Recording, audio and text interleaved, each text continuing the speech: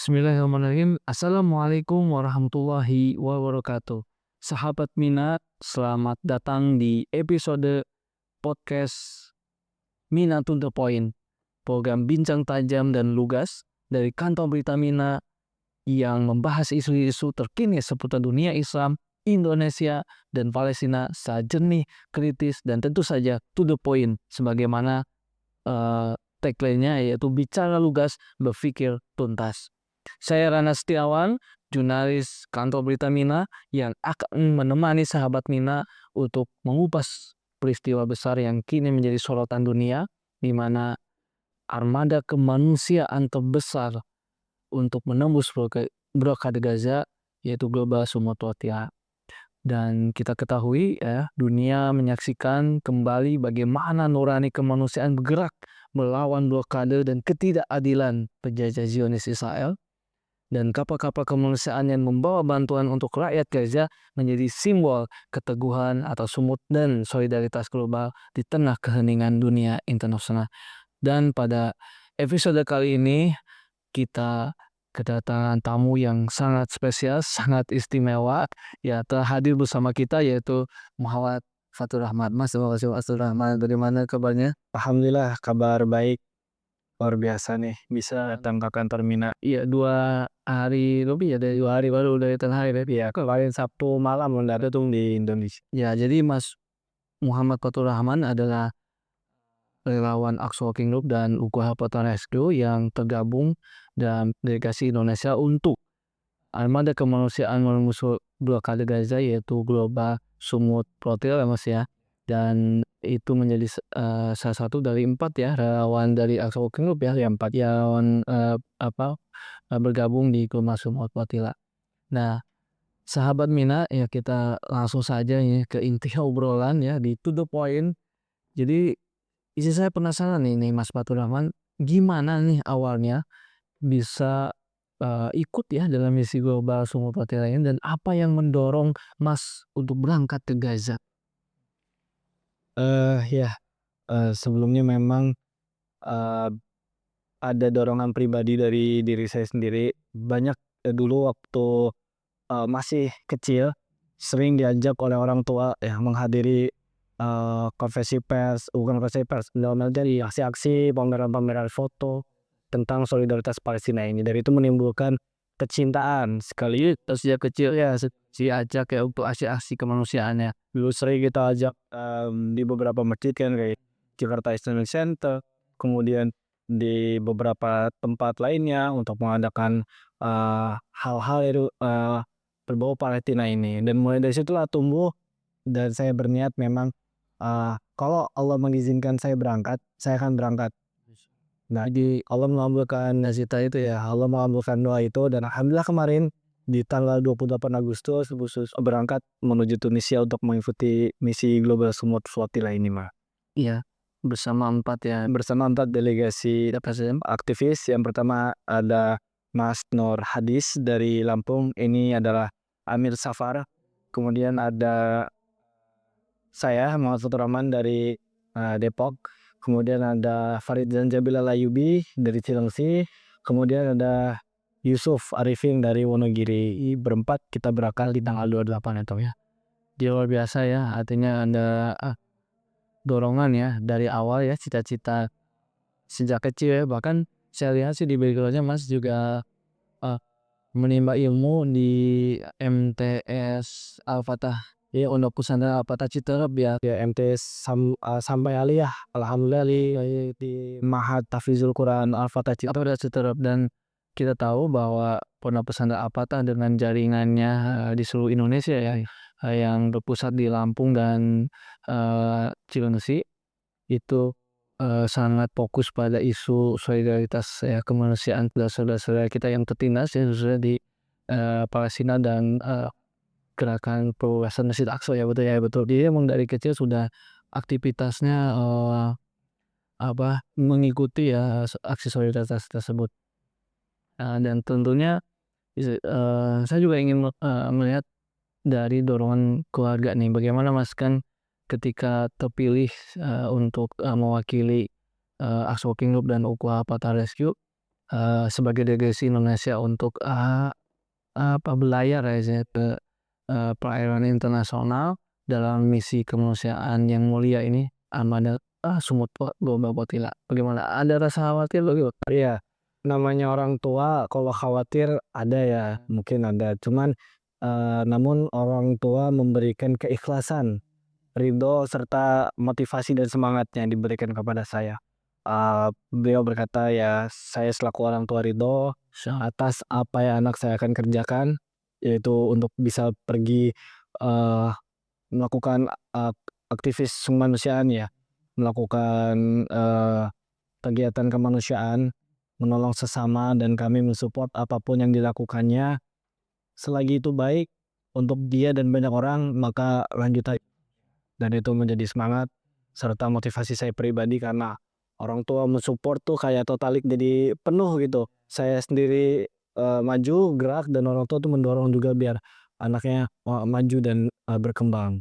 Jadi luar biasa ya, restu ya, restu orang tua itu orang Iwo, pendorong juga ya. Selain tadi ada nasihat juga ya dari nasihat-nasihat tentang ayat-ayat Qur'annya ya, memotivasi juga ya. Betul, dari ayat Quran itu sendiri memang selain dari eh, para penasehat di Oxford Working Group dan di luar membicarakan luruskan niat karena ini adalah semata-mata karena Allah dan terus belajar, jangan berkecukupan diri, juga ingat apa yang dilakukan ini tujuannya untuk saudara-saudara kita, bukan untuk diri saya pribadi.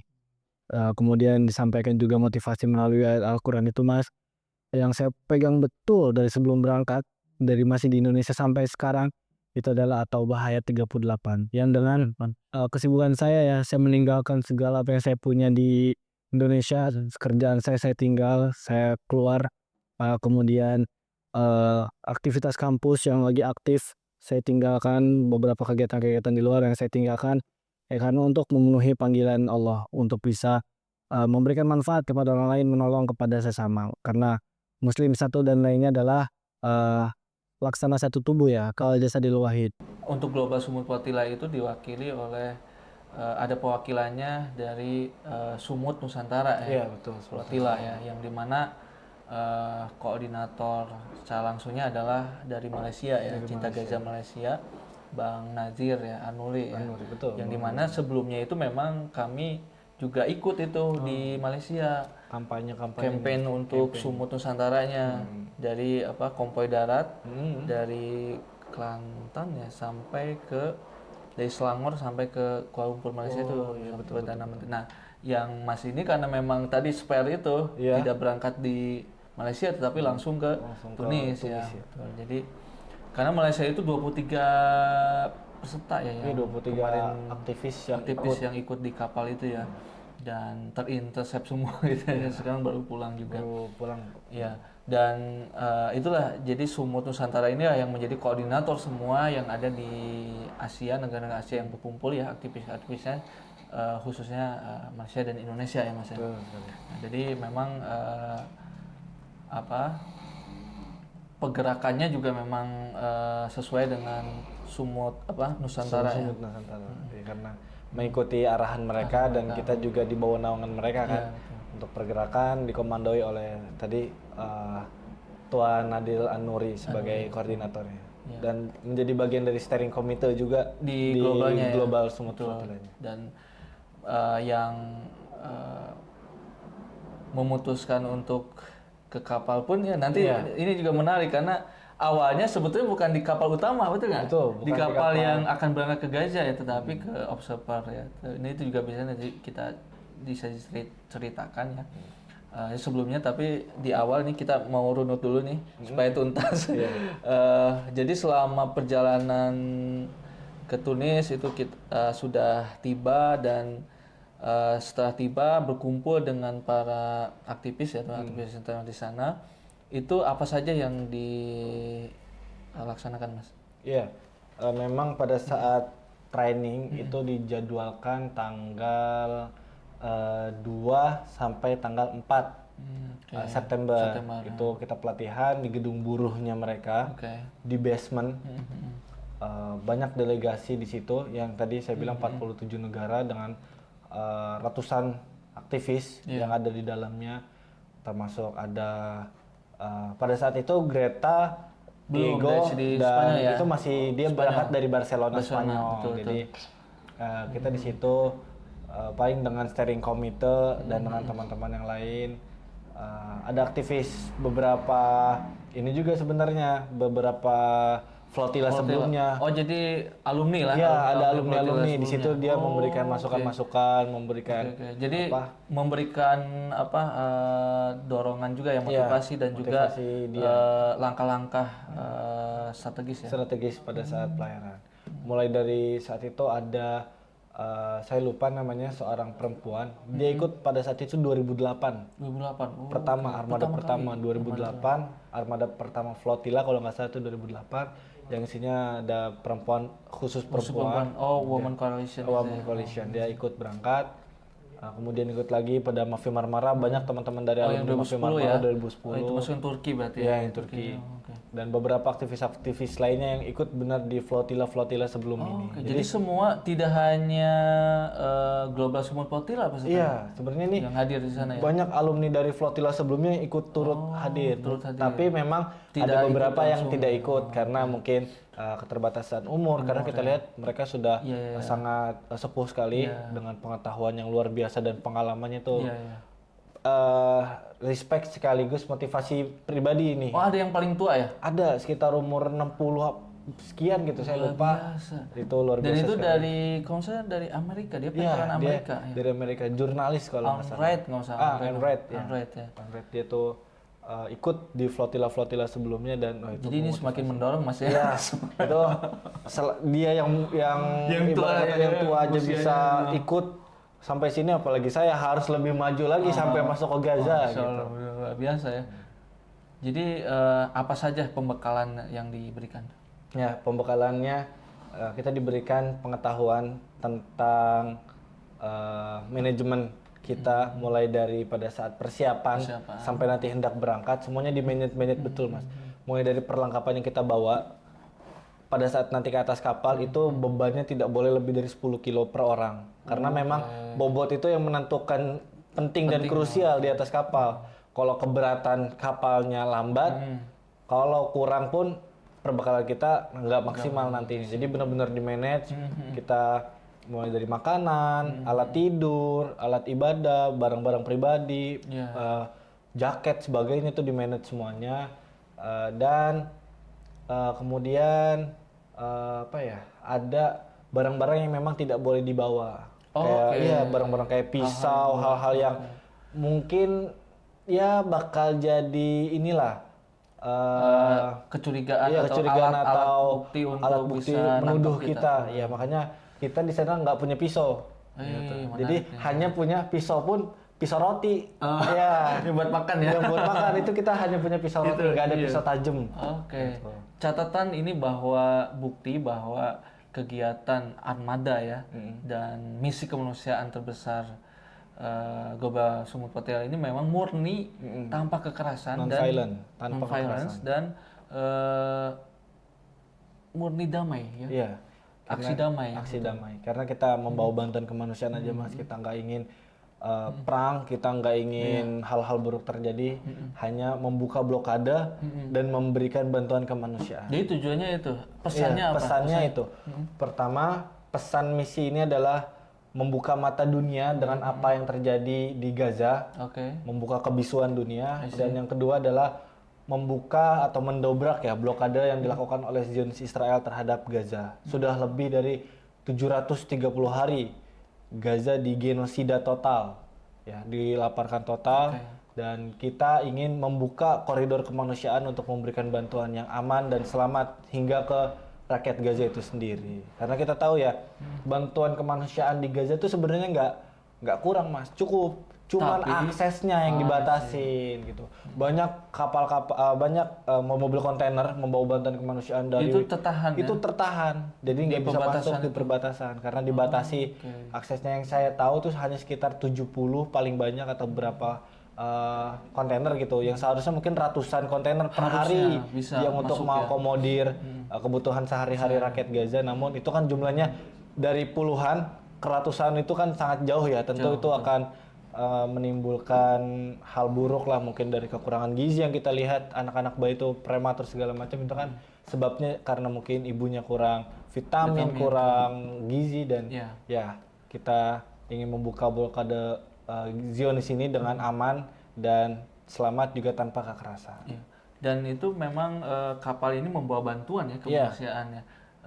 Saya mendapat data itu 300 ton ya dari total kapal itu membawa bantuan kemanusiaannya, beratnya itu 300 ton. Itu apa aja yang, dan itu sempat bantu juga ya untuk membawa ke kapal ya. Iya, itu banyak yang kita bawa, mulai dari air minum, air mineral gitu. Terus kemudian penjernih air, filtrasi air. Kemudian ada namanya susu formula, alat-alat bayi, popok, pampers, susu formula dan lain-lain. Makanan kaleng, makanan tepung, terigu dan sebagainya. Jadi alat-alat kebutuhan dasar pokok, ya. Iya, kebutuhan dasar. Dan yang nggak kalah penting alat medis. Kita bawa banyak banget bawa alat medis, oksigen portable, obat-obatan, suntikan, vitamin dan sebagainya. Berkontainer-kontainer box kita bawa, Mas.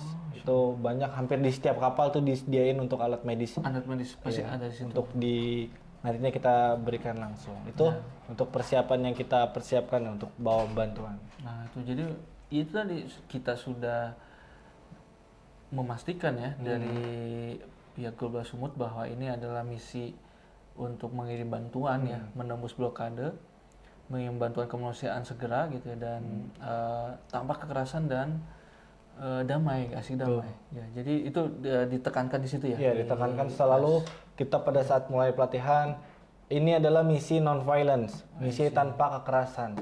Ya, kita nggak ingin hal-hal yang terjadi dulu-dulu, mungkin pada pada saat pelatihan juga diperlihatkan, Mas, pada tragedi Mavi Marmara yang kita tahu ya, penyerangan di situ sampai 10 dari 10 Turki orang syahid ya. Berawal padahal cuman lempar barang-barang kecil, karena ada adanya percikan ini ya, sedikit gesekan antara kita dan mereka ya, kita tahu lah, ada aksi provokasi ya, dan kita tahu ya bahwasanya pihak Zion di sini kita nggak memprovokasi pun kita difitnah, apalagi kita jadi bukti kejahatan gitu. Betul. Teman-teman kita ditembak-tembaki di kapal itu, dan kita diperlihatkan seperti itu, secara detail, secara menyeluruh videonya dengan kondisi lampu yang dimatikan total waktu itu di ruangan, dan kita menyaksikan betul seperti kita berada di lokasi tersebut. Dan itu memang sangat mencekam ya. Diposisikan seperti itu ya? Iya, diposisikan seperti itu. Dan kita juga pada saat training memang belajar banyak hal. Salah satunya pada saat nanti kapal akan diintercept, apa yang akan kita lakukan? Nah, itu tuh menarik. Itu SOP-nya ya. Iya, SOP-nya seperti apa, manajemen orang-orangnya seperti apa di atas kapal, itu sangat diatur, Mas, karena ya kita tahu dengan berbagai background kita, keagamaan kita, negara kita akan punya background yang berbeda ya. Namun karena satu misi kemanusiaan ini, isu kemanusiaan ya, kita harus membaur dan terbiasa dengan kondisi yang ada di atas kapal. Nah, itu tuh menarik juga nih, karena ini kan dari berbagai negara ya, betul. Dan tentunya juga dengan berlatar belakang ya, dan juga ya background yang berbeda gitu ya. Bahkan mungkin dari Eropa, dari Amerika, terus juga Amerika ada kan, veteran juga ya militer gitu Amerika. Saya mengikuti juga di Amerika, terus dari Arab pun ada ya, dari kata negara Teluk dari ya, Australia, Spanyol yang paling banyak Spanyol sama Italia. Ya, itu bagaimana Mas bisa merasakan animo para aktivis ya untuk bisa istilahnya ya membangkitkan semangat ya, solidaritasnya, tidak hanya ya menembus untuk Gaza, tapi kan sesama peserta gitu ya, dengan berbagai ragam berbeda gitu. Itu sebenarnya. Ya, memang kita sering ya, Mas, bertukar cerita dengan siapapun aktivis dari berbagai negara. Banyak teman-teman yang kita temui baik dari Eropa ataupun Maghribi itu sendiri, Timur Tengah. Ya, memang mereka selain didasarkan oleh bagi yang Muslim didasarkan oleh keagamaan mereka dari akidah mereka dan seruan Islam untuk menolong sesama ataupun dari yang non Muslim itu sendiri dia didasari atas rasa kemanusiaan karena apa yang dilakukan oleh Israel ini bukan manusiawi lagi Mas, udah di luar akal manusia dan bukan orang sehat mereka ini. Ya. Bayangkan orang yang membawa bantuan dibilang teroris. Pada saat kita berangkat, kita udah dituduh. Iya, ada ininya ada pernyataan ya. Ada pernyataan dari pihak Israel bahwasanya gerakan Global Smooth Flotilla berkoalisi dengan Hamas. Iya. Bahwasanya ini adalah misi para teroris. Iya. Nah, ini para kan pendukung teroris, para pendukung teroris ini kan nggak masuk gitu. Saya heran juga. Padahal bantuan ya. Ini bantuan saya nggak tahu apa yang mereka pikirkan. Memang mereka bukan orang waras Mas. Ya. Jadi bahkan dikatakan oleh para steering committee mereka bukan orang sehat. Ini adalah orang mereka yang orang-orang barat juga kan? Iya, nggak sehat ya, ini nggak sehat dan di luar peradaban manusia ini karena nggak ada pernah peradaban manusia yang sejahat, sekejam dan sekeji yang dilakukan oleh Zionis Israel terhadap Gaza Palestina ini. Jadi di sana betul-betul ya disampaikan ya sikap kita ketika nanti kalau misalnya ada penyerangan dan lainnya ya, memang betul-betul disiapkan ya. Ya betul-betul disiapkan. Dengan skema yang udah disimulasikan sebelumnya, dengan posisi kita siap memakai life jacket, kita lihat kan di video, semua berkumpul di ruangan atau di tempat yang memang udah ditentukan sebelumnya oleh kapten, dengan tangan ke depan. Oh jadi dalam posisi mengangkat ke atas. Iya. Kita ditunjukin ya bahwa memang kita tidak bawa apapun yang mencurigakan, yang tajam dan melukai segala macam ya, betul. Kita benar-benar kita bukan menyerah, lebih ke saya nggak membahayakan. Jadi apa yang saya bawa, saya nggak bawa apa-apa, cuma bawa diri saya sendiri. Bahkan tas pun kita tinggal. Betul, tidak menyerah ya. Tidak menyerah, bukan menyerah. Kita tidak menyerang. Kita netral, kita nggak menyerang dan ya kita nggak ingin ada seteru ya, maksudnya pertikaian di atas kapal tuh kita hindari sekali. Apapun itu, mungkin hanya sekedar kita gerakan tiba-tiba itu dilarang Mas. Jadi udah benar diem gitu, diem dan diem. Walaupun misalnya kita disuruh-suruh apa, yaudah kita ikutin aja gitu. Itu sempat juga melempar sesuatu ya, seperti HP atau apa gitu. Kalau itu juga ada di.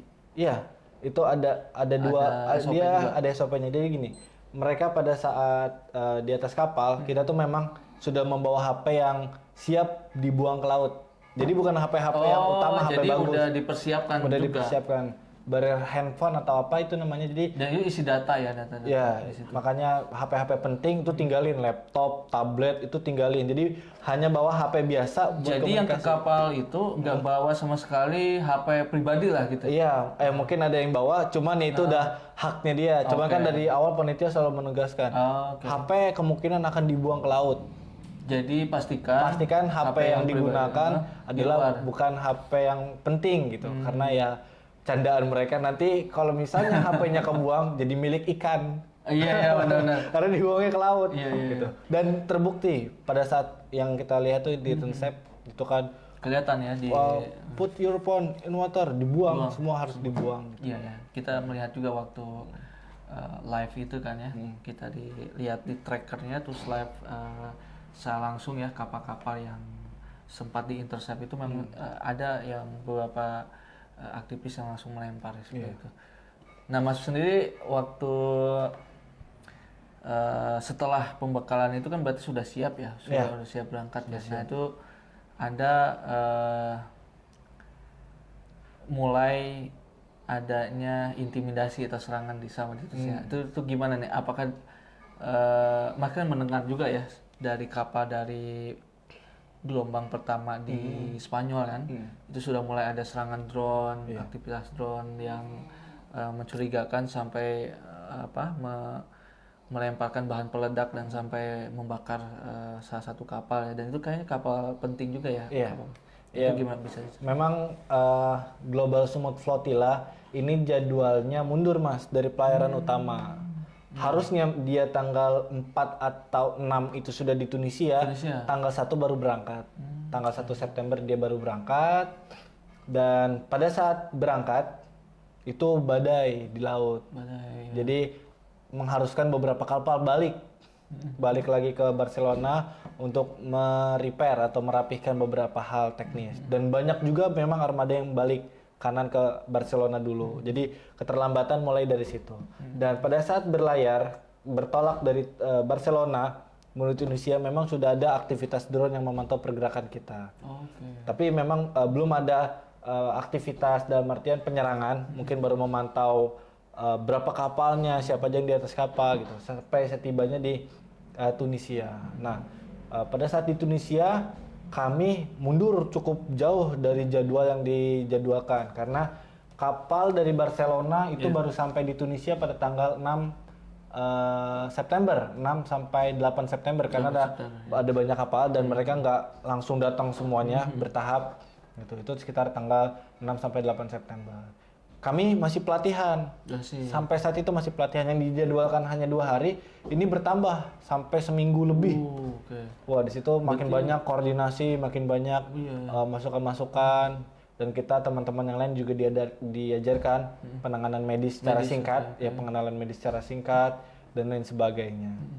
Barulah kita mulai berangkat itu sekitar tanggal belasan karena kapal yang dari Barcelona pun harus mempersiapkan ulang seperti bahan bakar, kemudian pasokan logistik yang harus dimuat ulang di atas kapal kan. Itu baru berangkat di sekitar tanggal belasan lah. Awal belasan mungkin tanggal 12-13 September tuh baru bertolak dari beberapa pelabuhan yang ada di Tunisia. Di Tunisia itu ada 3 pelabuhan.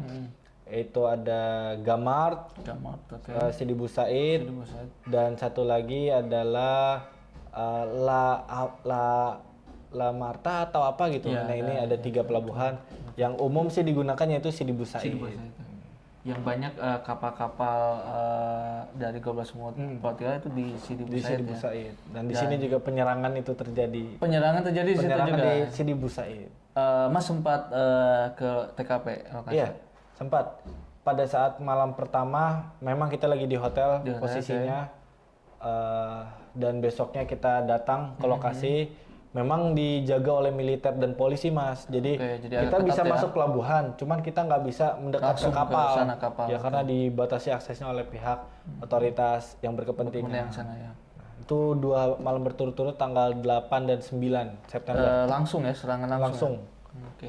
Dan itu banyak saksi mata yang melihat. Jadi bukan kapal kosong diserang, tapi ada orang diserang kapalnya.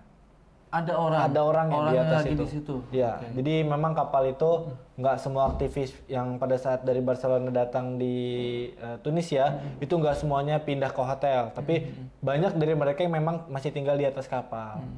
Dan pada saat itu memang banyak saksi mata yang melihat penyerangan tersebut terjadi. Juga terekam CCTV yang kita lihat kan banyak disebarkan, dan itu adalah bukti kita bahwa itu bukan rekayasa atau seperti apa, memang itu benar adanya serangan dari drone. Tapi untuk konfirmasi itu drone-nya dari siapa? Memang dari pihak militer mereka nggak memberikan statementnya yang jelas. Polisi juga tidak memberikan karena ini udah ranahnya militer sebenarnya. Kedaulatan suatu negara kan. Dia tidak memberikan, cuman dari pihak Global Smooth Flotilla dia memberikan statement bahwasannya inilah penyerangan drone yang diduga adalah dari tentara Amerika atau Israel itu sendiri. Karena memang di perkembangan terakhir ya, di pemberitaan terbaru di kantor berita internasional itu ada pejabat keamanan di Amerika di CIA atau apa yang itu menyatakan ya secara anonim, dia bilang memang itu perintah dari Netanyahu gitu ya. Itu sempat ya ada ramai juga itu disampaikan. Dan memang secara dalam perjalanannya pun ya memang seperti itu kan ya. Banyak serangan yang terjadi. Banyak serangan, banyak sabotase yang terjadi di internal maupun di eksternal kegiatan ini. Nah, animo selain di aktivis ya dari masyarakat di Tunis dan mungkin di ya situasi di Tunis itu gimana setelah mungkin ada sabotase segala macam? Jadi saya respect dan saya salut dengan masyarakat Tunis. Mereka totalitas sekali, bahkan pada saat genosida awal katanya 7 Oktober itu, wah mereka berbondong-bondong menggunakan profil Al-Ais on Rafah, semua masyarakat Tunis. Pokoknya mereka mengangkat banget betul apa yang terjadi di Palestina, bahkan sampai pada saat penyerangan itu terjadi sekitar tanggal 6 atau sekitar segitu, sekitar ribuan masyarakat Tunis datang ke Sidi Busaid untuk apa? Mengawal misi ini. Kalau semisalnya beberapa mungkin pihak militer atau kepolisian ini melakukan hal yang tidak diinginkan, rakyat yang bakal turun tangan. Saking benar-benar totalitas mengawal aktivis ini benar-benar, waduh luar biasa deh. Datang ke pantai, disambut betul dengan ribuan aktivis dan mereka jalan mas. Jadi karena Sidi Busaid ini daerah tepi pantai dan pegunungan, perbukitan, jalan tuh ditutup oleh pihak polisi karena membludak kan, dan mereka jalan berapa kilo gitu, mau yang anak kecil, mau yang orang tua sekalipun jalan mereka dengan semangatnya mereka, dengan lagu-lagu khas mereka, perjuangan mereka itu luar biasa sekali dan totalitas berhari-hari mereka melakukan itu, nggak sehari, nggak sejam 2 jam, sampai dari pagi sampai malam, dan itu berhari-hari mereka melakukan. Dan ada satu kapal yang kayak diwakafkan dari keluarga Tunisia, itu ada yang memberikan juga kepada Global Smooth Flotilla, namun saya juga belum dapat info ya kapal apa yang mana, cuman memang ada yang memberikan kapal ini dan ada yang bukan menyewakan ya, memberikan untuk bisa dipakai gitu. Jadi itu menarik ya. Nah dari kisah itu juga udah tergambar ya, luar biasa. Itu baru di Tunisia ya, yang dimana itu menjadi awal pemberangkatan puncaknya ya setelah dari Barcelona. Kapal-kapal berangkat di sana. Namun kan kita tahu ya ada dinamika setelah mendapatkan pembekalan ya, aktivis berkumpul semua di sana gitu ya. Tadi bahkan sampai 1.000 gitu ya di sana. Nah rupanya dengan dinamika yang ada tadi kan ada tantangan serangan dan lainnya, sehingga mau tidak mau kapal yang ada itu selain tadi ada setelah kena badai, setelah kena serangan ya, itu ada beberapa kapal yang tidak bisa berjalan dulu ya beberapa waktu, sehingga kemudian mengurangi ya, betul. Jumlah kapal ya yang berangkat, dan itu juga tentunya juga mengurangi relawan-relawan yang berangkat menuju Gaza gitu ya lewat kapal ini. Nah itu bagaimana mas dinamika yang terjadi ya, termasuk Indonesia ya, kita tahu hanya 3 ya yang akhirnya berangkat nih. Ya kisah ini menarik karena itu tadi di awal kan awalnya Mas Fatul ini juga masuknya di kapal Observer ya. Nah, itu nanti mungkin bisa disampaikan mas. Akhirnya juga bertemu dengan Mbak Wanda ya, Mbak Wanda di perairan di Italia seperti itu. Bagaimana? Ya, memang pada saat awal itu sudah tercatat 70 kapal, 70 armada yang bakal berangkat. Okay. Ini salah satu armada terbanyak yang pernah berangkat. Flotilla. Walaupun memang kapal yang digunakan ini kapal medium ke kecil, jadi bukan kapal besar, kapal medium ke kecil. Dan kapasitasnya berapa itu? Ada yang setahu saya yang paling dikit kayaknya kapal saya. 6 orang aja. 6 orang saja. 6 orang saja. Dan yang paling banyak itu ada sekitar 30-an. Yang di kapal Alma, kapal besar itu tuh. Yang utama ya. Iya, yang ada Mandela yang paling depan. Itu kapal paling besar. Dan masalah kapal, kita runtut dari masalah kapal ini, memang awalnya 70 armada yang disiapkan. 70. Namun pada saat kenyataan, pada saat pihak Spanyol atau pihak Eropa datang sampai ke Tunisia, ada beberapa kapal yang nggak memenuhi kriteria, Mas. Jadi, ini nggak stabil Nggak nih, layak nggak lah ya layak. untuk bisa Oh, ini nggak ada ruang sanitasinya, ini nggak ada furniturnya. Setelah infeksi ya satu saya kapalnya dilihat. apakah Dan memang cukup ketat ya, karena emang ini pelayaran bukan deket ya, ini pelayaran udah lintas laut ya. dari satu negara ke negara lain, dari satu benua Eropa nyebrang ke Asia lagi, wah itu kan cukup jauh gitu. betul. Dan kriteria yang dimiliki oleh pihak Asia dan Eropa itu beda. beda ternyata. Kalau di Asia kapalnya cukup nih kita layak ini. Kalau mereka ini enggak ada toiletnya, ini enggak ada furniturnya. Standarnya itu ya. Nah, standar-standarnya ini yang membatasi kapal-kapal bisa berlayar karena ya mau nggak mau kita mengikuti masukan karena itu juga untuk kebaikan kita dan penting untuk keberhasilan misi, jadi harus dikurangi. Mulai dari situlah terjadi dinamika ya.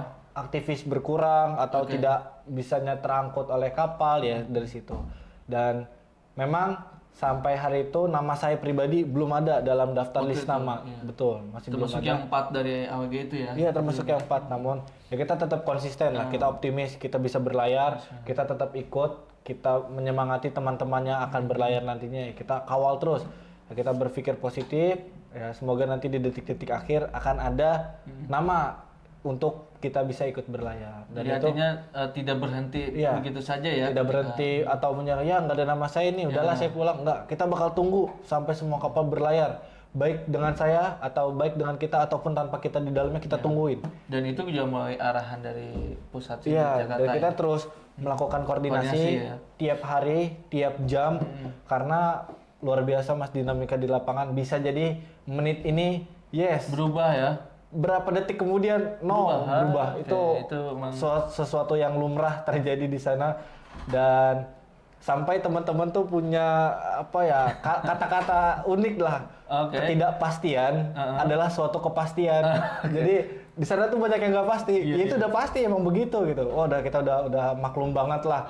Oh, ini nggak pasti nih. Bisa tiba-tiba lagi makan siang disuruh ke hotel, disuruh ke gedung ini, gedung itu. Ya udah kita ngikutin manuver kemana-mana gitu. Ya tantangannya seperti itu ya. Iya. Karena memang ya bayangin 1000 aktivis numpuk situ, gimana memanage dan Jadi itu luar biasa sih. Saya juga salut dengan steering committee, walaupun memang ya ada beberapa kurangan, cuman juga dengan apa yang mereka udah wadahi itu luar biasa.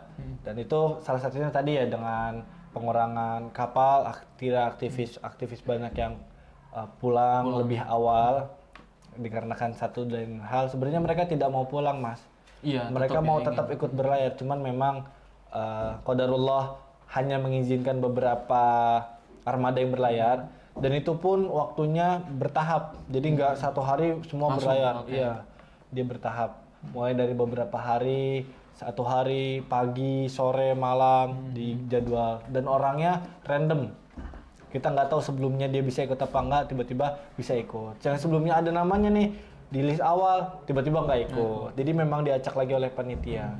Dan yang diutamakan sih itu adalah tiga unsur, Mas. Dokter, parlemen, jurnalis. Itu 3 unsur utama. Adapun nanti lain-lain tambahan itu pelengkap. Dalam artian ya penambah SDM di atas lapangan nanti di kapal itu sendiri. Jadi banyak dokter yang didahulukan, dokter, jurnalis, parlemen. Karena dengan 3 unsur ini itu cukup penting dan vital. Pertama dokter, kita butuh langsung bantuan di sana. Semisalnya di atas kapal pun butuh bantuan, ya kita udah standby nih. Tiap satu kapal ada minimal 1 dokter. Harusnya ada, dan itu udah dilakukan. Ataupun nanti pada saat Allah mengizinkan masuk Gaza, kita udah siap dengan dokter-dokter ini untuk membantu. Walaupun memang target kita sih nggak lama, kalau misalnya bisa mendarat ke Gaza mungkin seminggu atau 5 hari. Kemudian jurnalis.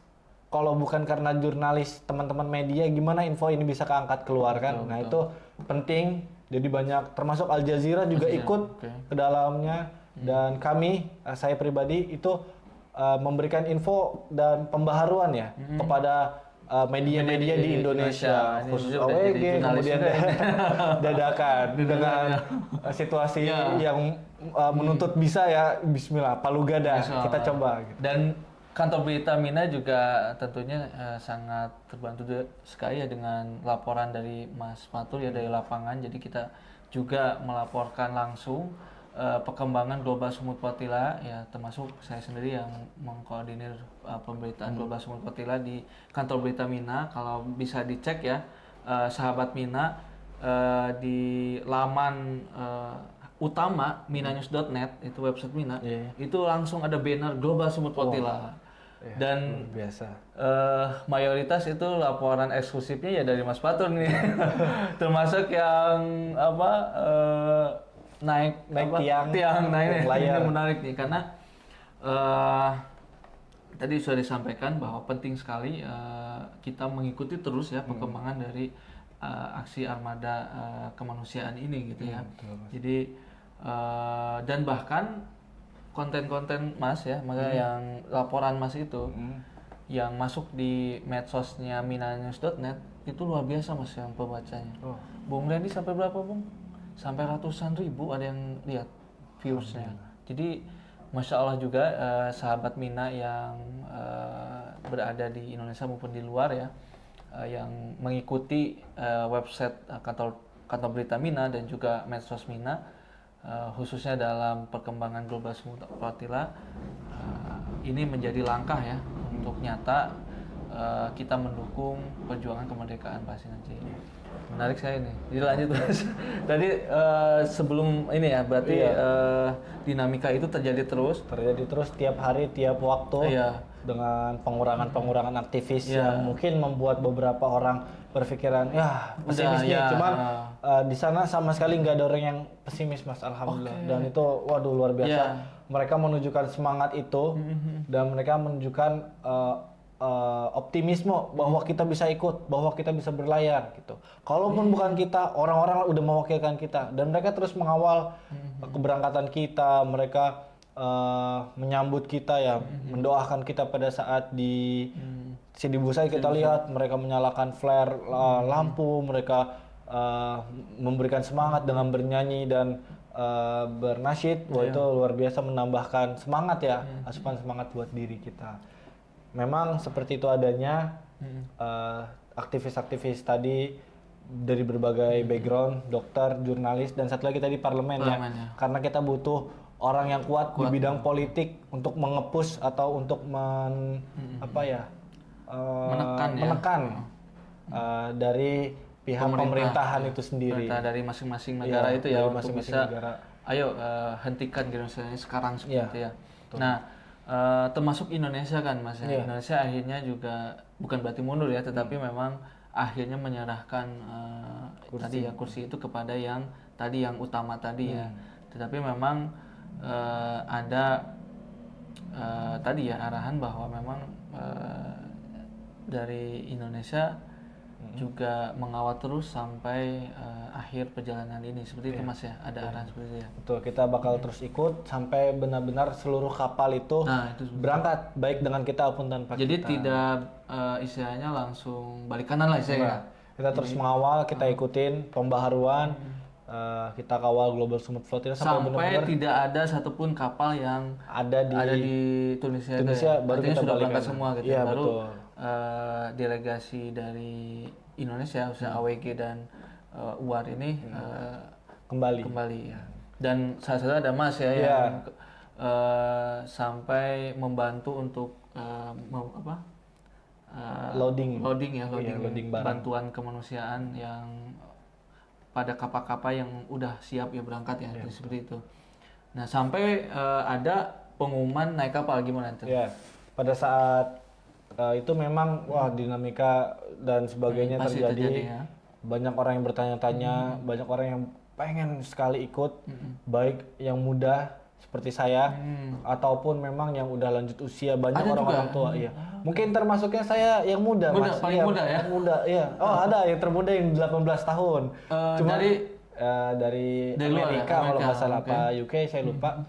Cuman dari beberapa aktivis yang saya temuin mereka bilang saya yang paling muda. Paling muda, iya, Saya yang paling muda. Yang berada di Tunisia Iya, saat karena itu. terlihat wah Iya, ya, waduh. paling muda. Ya. Paling muda, dan Mas Yusuf Wonogiri, dia muda, 19 tahun dia. Malah lebih muda lagi ada. Cuman yang ikut pada saat berlayar memang satu dan hanya dapat satu kursi dari Aqsa Working Group, dan ada Mbak Wanda Hamidah juga. Nah, Mbak Wanda juga kisahnya menarik juga ya. Nanti saya bertemu dengan dia menjadi partner.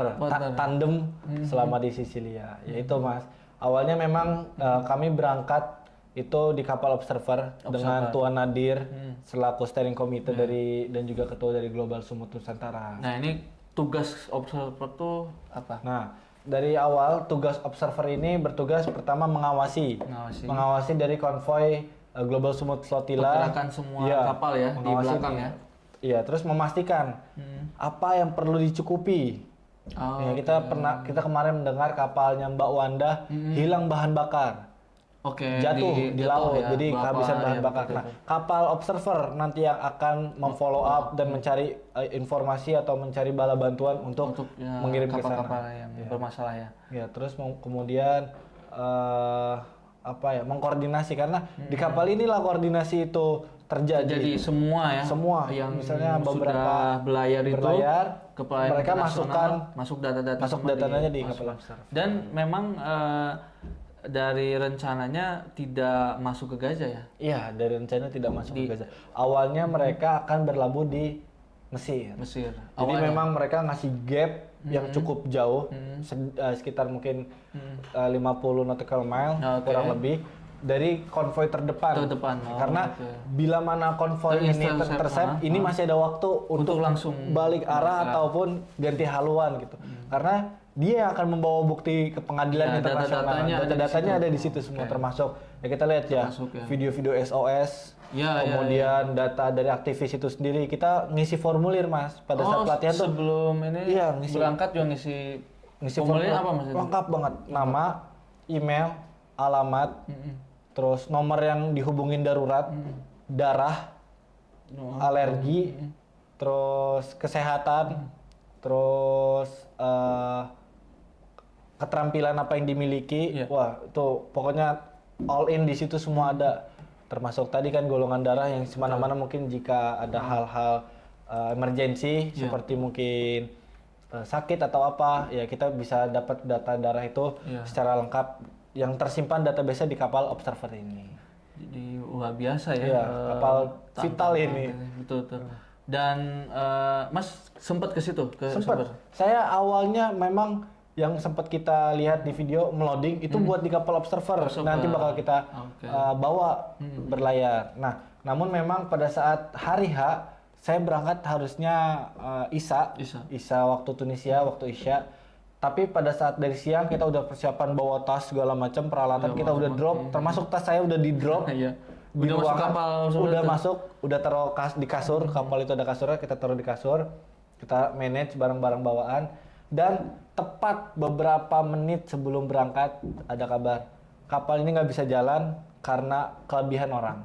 Kaptennya karena membawa beberapa kru tambahan, dan yang harus ditumbalkan adalah karena saya berniat awal memang ke Gaza dan dapat pengalihan ke Observer, ya saya terima. Cuman Allah memberikan kehendaknya lah. Allah berikan sesuai niat awal saya untuk bisa ke Gaza. Akhirnya berangkatlah dengan kapal Qamar di menit-menit terakhir sebelum berangkat. Masya Allah. Jadi kapal Observer itu namanya kapal Nusantara kan? Atau La Familia kalau namakan ya.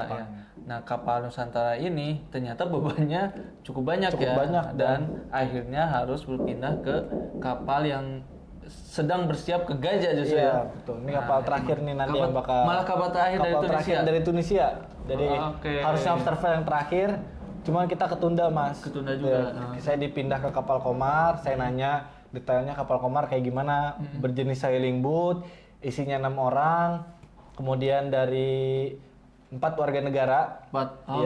Ada 3 dari Mauritania, 1 dari Algeria, 1 Tunisia, dan 1 lagi Indonesia. Masya Allah. Jadi satu-satunya Indonesia yang di kapal itu ya. Satu-satunya di kapal Qamar. Dan kita pindah langsung dari pelabuhan Gamart karena pelabuhan Gamat, ya. Nusantara, kapal Nusantara ini di Gamat kita Gamat, pindah oke. ke Sidi Busai. Oh, yang ke Gajah itu berarti di Sidi Di Busai. Sidi cuma. Busai. Nah dari situlah mulailah perjalanan ya. Mulai perjalanan. Cuman nggak berhenti sampai situ, Mas. sih sekarang. Kapten kapal kami itu ditangkap polisi. Di Sidi Busai. Di Sidi Busai ditangkap Oke, oleh itu tantangannya. otoritas pelabuhan. Waduh, Karena kenapa apa? ini? Ada satu aktivis yang pengen ngikut. Jadi ada keluarganya yang pengen banget dia ngikut, maksa gitu. Udah nggak apa-apa dari mana 7. dia? Saya kurang tahu tuh dari negara mana. Oke, tapi dia ingin banget ke sana. Sebenarnya dia udah pasrah, udahlah nggak masalah, siapapun ngikut berangkat oke. gitu. Saya boleh nggak, saya nggak apa-apa. Cuman mungkin ada keluarganya di situ yang pengen dia ngikut. Dan kaptennya bilang nggak bisa, ini cuman boleh 6. Kapal ini kecil Mas, kapal ini kecil, benar kecil. Kecil. Kalau wah jauh lah ukurannya dibanding yang lain Iya, itu. iya. Apalagi mereka dengan menggunakan mesin ya. Ini kapal layar kecil gitu. Dan Mas melihat itu, wah ini bisa nggak gitu? Awalnya gitu. Ya karena melihat ini ya, kalau saya Iya, fisiknya visual ya, kan, kapalnya begini gitu. Awal persepsi Iya. awal. Cuman Lagi-lagi ya? lagi-lagi saya Lihat ya. melihat ke diri saya pribadi, motivasi bukan kapalnya yang dilihat, I see. tujuan berangkatnya ngapain sih. Nah itu yang bakal menjadi semangat pada saat kita berlayar. Wah, itu. Kalau misalnya dibilang kecewa, ya enggak Mas. Iya. Malah bersyukur dari yang observer cuman bisa ke Betul. Mesir atau Jadi ke chance Siprus, untuk ke Gajahnya lebih tinggi, bahkan, bisa ya. berangkat Oke. dengan Setelah kapal. awalnya itu ya udahlah paling tidak kita ngawal gitu ya, Iya, betul. ngawal kapal-kapal yang ke Gajah. Tetapi kodolahnya sudah Dipastikan dipastikan untuk berangkat. Nah, itu Dengan melihat kapal seadanya. kapal ya. seadanya, kapal Komar sailing boat yang ya tidak terlalu besar, Iya. tidak terlalu panjang. Dan itu apa ya? Selain mesin itu bisa dijalankan dengan layar. Iya, bisa dijalankan dengan layar menggunakan angin. Ya tadi ya, kapten itu bersikukuh 6 orang maunya sampai dia udahlah, oh gitu saya keluar aja gitu. Kaptennya. Iya, saya pulang aja. Dia ngambil barang-barangnya, dia keluarin, dia berangkat. Cuma ditahan sama polisi. Nggak bisa kamu begitu. Akhirnya yang tadinya harus tanggal 19 kami berangkat, kami harus nunggu semalam lagi hingga besoknya baru berangkat. Karena problem tadi dan teman-teman lain tuh tidur di emperan pelabuhan. Banyak teman-teman juga memang pas dari awal tanggal 8 pada saat penyerangan itu udah banyak yang tidur di pelabuhan. Jadi menunggu karena informasi itu cepat dan pesat ya Mas. Waduh, di sana persekian detik itu info masuk Pasti, berangkat gitu. Orang-orang kan kalau misalnya dari Harus siap kota ya. Tunis ke Sidi Busai Agak lama ya. 20 menit naik taksi. Itu ngebut. Gimana kalau misalnya butuh 5 menit lagi kapal berangkat, waduh bisa ketinggalan. Betul, karena artinya harus mengantisipasi dah. Gitu. Dan kami berangkat itu di tanggal 20 September 20 September. dengan 6 aktivis di atasnya tadi. Waduh, seru banget ya. Berarti akhirnya belayar. Akhirnya berlayar, bertolak dari pelabuhan Sidi Busai Tunisia, langsung keluar dari perairan Tunisia itu sendiri. Nah, dari situ apa plan-nya waktu itu? Kemana dulu? Waktu itu Harus Gajah. plannya memang kita beberapa kali bakal stop di beberapa pelabuhan dan disinilah mulai banyak cerita yang tadi naik tiang sebagainya itu terjadi Itu karena menarik banget.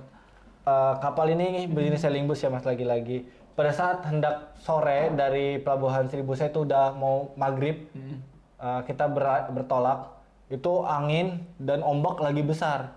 Di sini pas baru keluar aja udah besar. Mungkin nanti bisa dilihat cuplikan hari pertama pelayaran itu karena kapalnya panjang, jadi pas depan naik turun ombaknya masuk ke atas gitu, nyiprat ke atas kapal kita dan Jadi nggak ada saat belayar pun tantangan itu ya, hari pertama, wah saya sampai speechless. Oh lautnya begini ya, nggak kayak di Indonesia ya gitu. Oh, iya. Tapi ya dan itu pertama kali merasakan gelombang laut yang gelombang sangat laut besar. yang cukup besar dan tinggi ya. Sebenarnya mungkin kalau gelombang laut ya mungkin kita di Indonesia merasakan hanya karena kapalnya. Kalau kita kan mungkin saya biasa naik kapal ferry gede, banyak gede besar. Kalau ini kan kecil dari microfiber gitu tuh dari ya plat biasa berlayar ke laut lepas begitu kan. Waduh luar biasa itu. Nah di situ tuh kapal kami malam pertama itu mengalami insiden. jangkar kapal kami nggak bisa naik. Jadi pada saat kami mau berhenti, ada yang mau dipasang, salah satunya mau benerin layar, itu harus nurunin jangkar karena nggak stabil di laut kan gelombang, kapal tuh bakal goyang. Kita harus nurunin jangkar biar stabil. Dan jangkarnya turun sekitar 80-70 meter, rantai jangkar itu turun, cuman belum sampai ke dasar, dalam. Jadi jadi terlalu dalam dan kapal masih terus bergelombang. Pada saat ditarik, mesinnya nggak bisa nyala.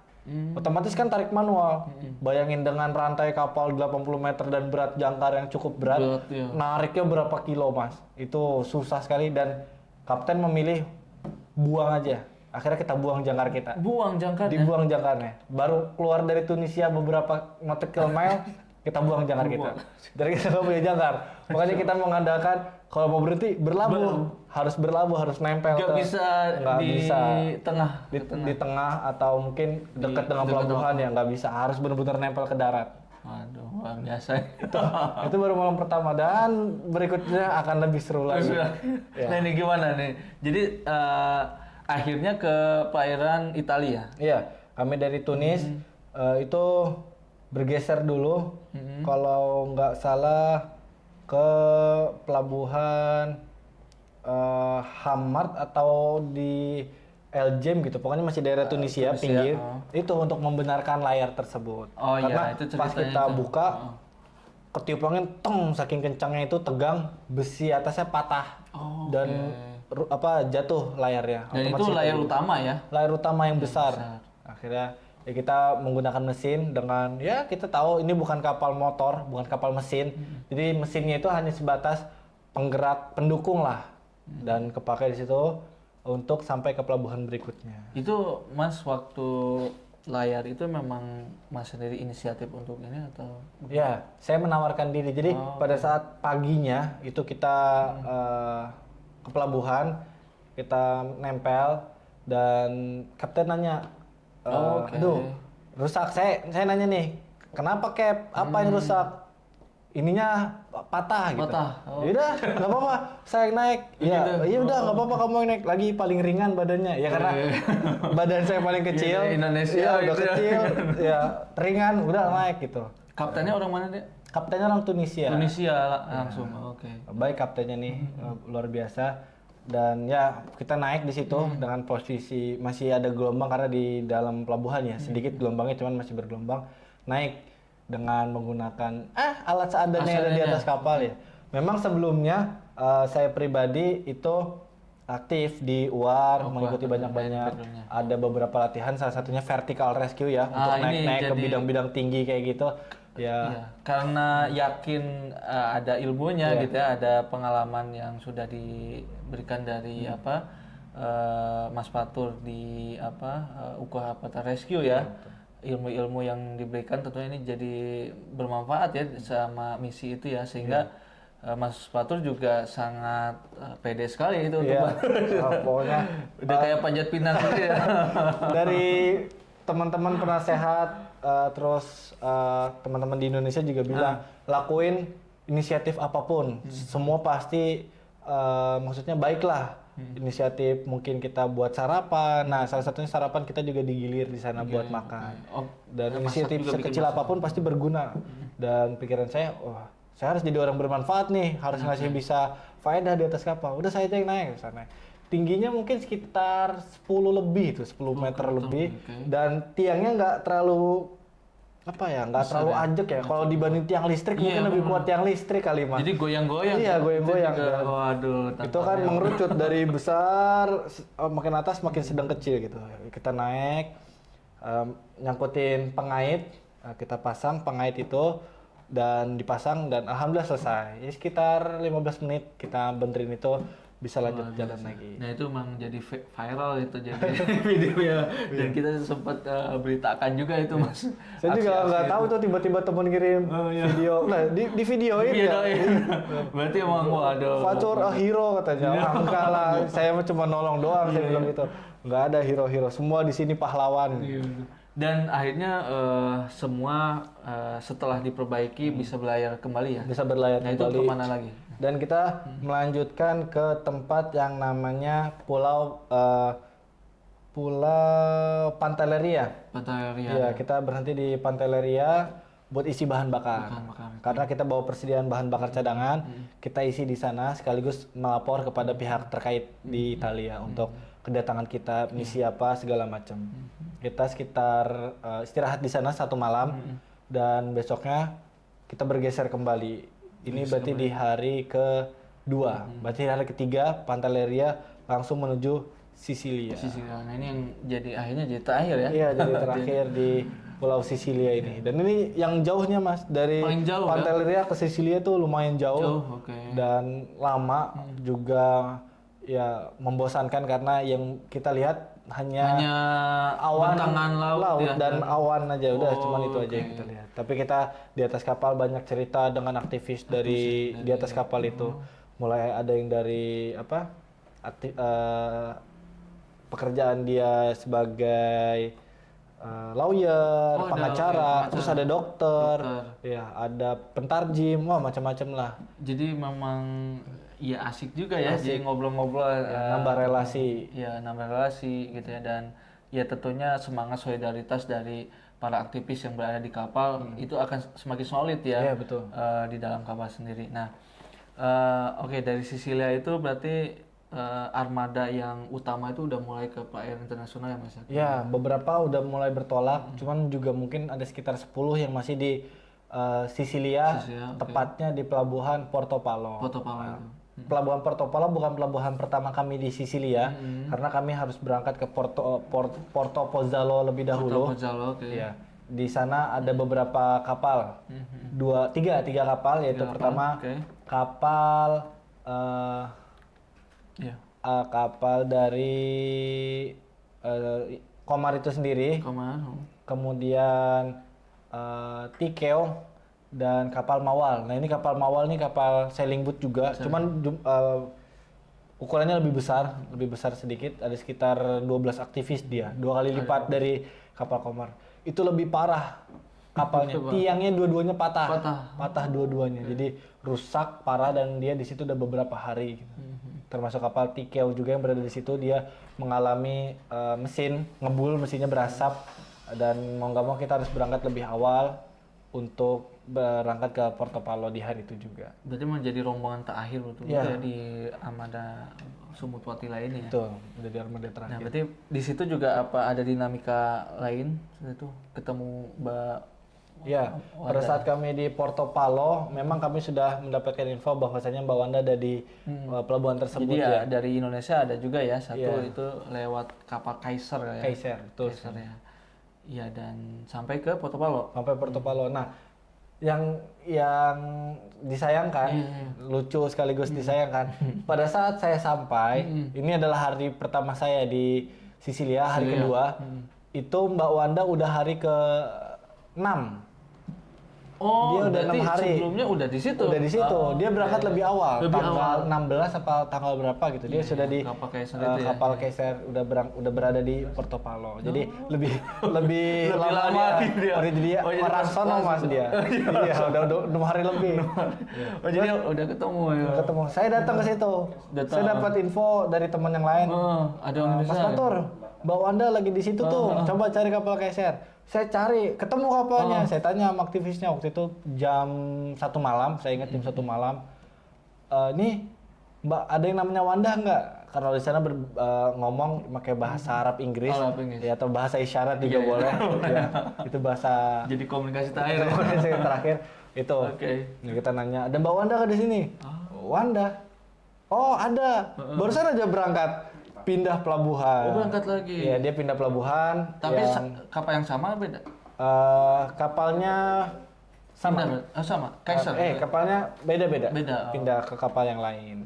Jadi karena memang di Sisilia ini tanda kutip ya, pulau yang tidak terlalu aman untuk kita datangi. Tantangannya itu juga ya. Dan kita di situ sebagai orang asing kan tentunya ya itu banyak hal lah ya yang kita waspadain di tempat tersebut. Dan Mbak Wanda itu pindah ke pelabuhan lain yang lebih aman. Dan kabarnya juga kapal Kamar termasuk yang diserang. Iya. Masya Allah, luar biasa sekali ya motivasinya Mas, cerita dan pengalamannya yang luar biasa.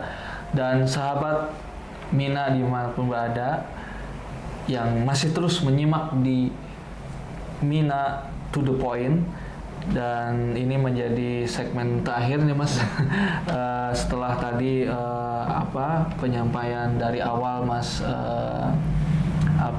berniat untuk menembus gajah sehingga Allah kabulkan niat Mas untuk bisa masuk dalam misi ya, jadi salah satu delegasi Indonesia untuk misi Global Sumur Potila, hingga dinamika yang terjadi saat menjalankan misi kemanusiaan. Bahkan mungkin di terakhir itu tadi Mas sempat bicara ya, sebelum kepulangan ke tanah air ada dinamika ya. Yang dihadapi. Seperti apa dinamika yang terjadi? Memang pada saat di Sisilia, ini adalah pulau terakhir dan pelabuhan terakhir yang saya singgahi. Beberapa kapten tidak ingin melanjutkan pelayaran. Jadi setelah sebelumnya bermasalah di awal, dan di sini juga kapten bermasalah banyak yang kembali, dan ya kita tidak bisa melanjutkan perjalanan tanpa kapten. Jadi kaptennya nggak mundur, benar-benar mundur? Benar-benar mundur, nggak ada. Kaptennya nggak ada. Nggak ada tuh, kabur berarti? Iya, jadi dari 5 kapal hanya dua kapten, dan 2 kapten ini juga udah niat mau pulang emang, karena udah kapalnya udah nggak bisa lanjut. Itu kemudian keterbatasan armada yang kita miliki, nggak ada yang maksimal 100%. Ada beberapa yang bisa, tapi nggak ada kapten. Salah satunya kapal Nusantara yang dialihfungsikan menjadi kapal yang bakal berangkat ke Gaza, tidak memiliki kapten. Padahal kapalnya cukup mumpuni. Itu juga problem. Awalnya Mbak Wanda itu di situ juga atau di Kaiser? Masih di Cuman Kaiser. terakhir itu kapal yang tadinya di Observer dialihfungsikan jadi kapal aktivis, dan saya ikut ke dalamnya karena kamar nggak bisa ikut ya, karena kapal Komar terlalu lambat untuk terus juga ya berusaha untuk menembus gajah ya dalam titik-titik seperti itu juga ya. Kita terus berusaha, kita cari celah gimana kita bisa berangkat dengan sekecil apapun kemungkinan kita akan ikuti gitu.